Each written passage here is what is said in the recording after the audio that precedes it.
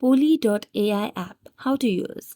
Hello everyone, welcome to this channel. I'm Emily and I'm here to help you out today. So without any delay, let's get started. Now first and first, make sure that you have downloaded and installed this application called poly.ai. So it would look something like this.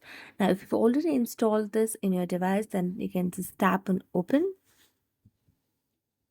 and then it will lead you to the home page of the application on your device. Make sure that you have a very stable internet connection so that the process of using this application becomes more efficient and effective. So it might take a little while because we're starting off right now. So after going over here, what you can do is you can just tap on the account section and you can log in or sign up over here. So because I do not have any account right now, so I am going to start with continue with Google, and you can choose any of your account for that matter. So I'm just going to start with my Gmail account.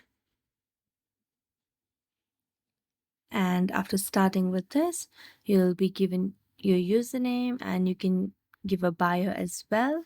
So here you can write anything that you feel like uh, something that would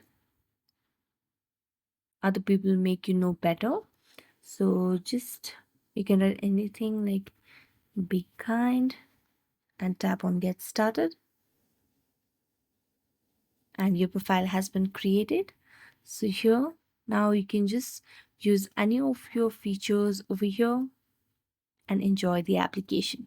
So thank you so much for watching this video. If you enjoyed it, don't forget to like, subscribe and hit the bell notification for more updates. That's it for today and see you next time.